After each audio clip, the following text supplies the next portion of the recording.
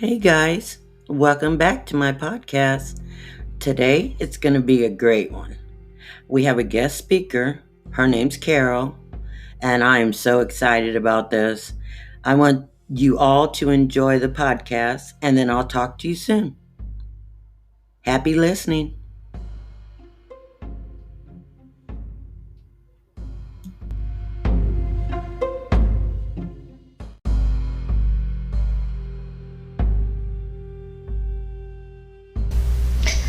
Hello, I'm Carol, and this is my presentation of the Predator Scum of the Earth on Rochelle's podcast, Yet Here I Am.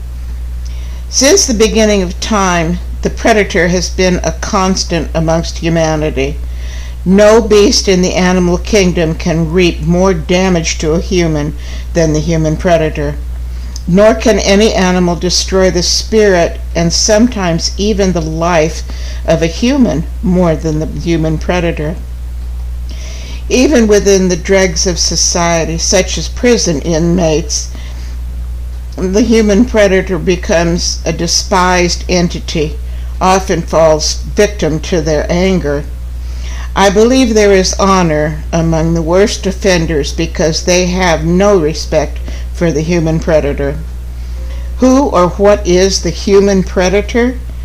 The answer is simple, though vague, because their crime is often shut behind closed doors, veiled in the darkened night, and more often than not hidden by sheer embarrassment of the victim. The human predator is often a beloved family member, a dear friend of the family, or even the victim themselves.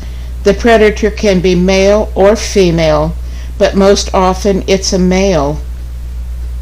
Was I a victim?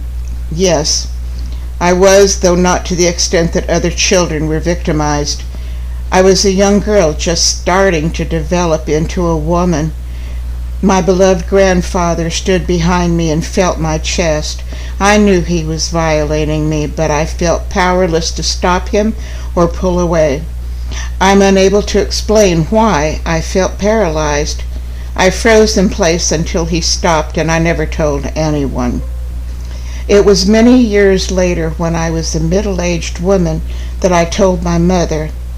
She revealed then that he had violated her many times, though she didn't elaborate on the episodes. She ventured to tell her mother, but her mother was not supportive, and in fact denied the violations ever happened, and accused her of lying. The pain and embarrassment remained with my mother throughout her whole life. As a young person, I never truly understood why she protected me from other male family members. She emphatically stated that when I was home alone, I was never to open the door to anyone, including my grandfather or my uncle. I never knew if her brother violated me, but I thought he never did. I developed a mistrust of any male. The trauma of my being violated remained with me throughout my childhood. I shuddered and felt revolted whenever a man, including my husband, touched my breasts. Yes, the human predator I speak of is the child molester. They've been in society since the beginning of time. In my opinion, this behavior was considered acceptable, or at least overlooked and or denied, but the behavior continued down through the ages to the present day, oftentimes passing from one generation to another. The abused became an abuser, and on went the crime. As an adult, many people confided in me, opened themselves, and showed me that I was not alone. Most were women. One was a man who was victimized by his mother. He told me the trauma occurred from the time he was a young boy up until he was a young adult. When he was a teenager, his mother forced him to have sex with her. He was unable to stop the crime. He revealed to me that as an adult he was unable to ejaculate. The damage to his psychological structure had been done. Another person who confided in me revealed that the predator was her mother's boyfriend. He attempted to molest her multiple times, but she was a very aggressive young girl and was able to prevent him from touching her. She recounted to me that he resorted to pursuing her at night while she was sleeping. Fortunately, she was a light sleeper and awoke immediately upon feeling the cool air when her blanket was lifted. She surprised the man by grabbing her bedside lamp and clobbering him with it. Of course, that ceased his nighttime explorations for the time being. Her mother worked at night and did not know what kind of man she was keeping company with. She came home just as the man walked out of her bedroom, his head streaming blood. When asked what happened, he told her that he was looking for a TV under the bed, raised up and hit his head. Any sane person would know this was a lie. My friend believed that her mother knew of the nature of the man's behavior, but remained in denial. I believe this often happens when embarrassment, shame, and the perceived inability to protect their child overcomes the parent.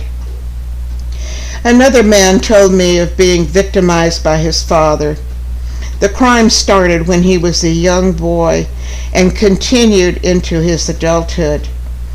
He was sexually abused as well as physically and emotionally beaten, as he described it, to a pulp. As he described the episodes to me, he repeatedly said, and I quote, "He was all we had."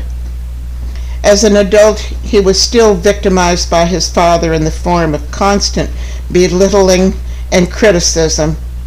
At those times, he felt completely drained and felt as if he were the little boy again being beaten by his father.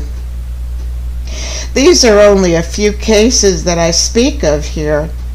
The list is seemingly endless. Some victims are able to express their pain and anger, others not so much. Within each of us is, and I quote again, an inner child. Some people grow up and cope well with every aspect of their life as it presents itself. Other people are hindered by injuries to their inner child, and until they're able to develop the coping mechanisms or skills to overcome past injuries, they may still act out the pain suffered by their inner child.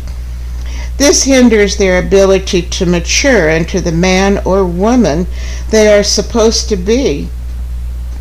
If you're a victim of this heinous predator, please search your feelings toward the crimes. If you're able, open the door to that dark, dank room of suffering and pain. Light a candle in your spirit and shove it into the room to dispel the darkness within. When the darkness is brought to the light of day through self-observation and deep searching of your soul, the pain will abate over time, and you can put your inner child at rest. If you know of someone who has suffered at the hands of a predator, talk to them gently and reassure them that it was not their fault and that they are loved. Make yourself open to them if they ever want to talk, or encourage them to seek professional help if they are unable to wade out of the quagmire of pain on their own. I will end this by saying denial can be a most useful temporary shield. Unfortunately, such flimsy armor will not last a lifetime. It is best to face your past and do so quickly before your past returns to face you. My name is Carol, and I will be speaking to you again soon on Rochelle's podcast. Yet here I am. Thank you for listening. Bye for now.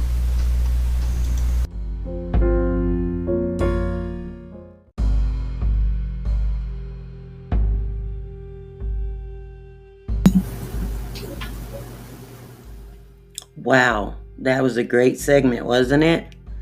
I hope you guys enjoyed it. And you can look forward to more from Carol. She has many stories to share, real life episodes, and it'll definitely be good listening. Make sure that you click the subscribe, rate, and review.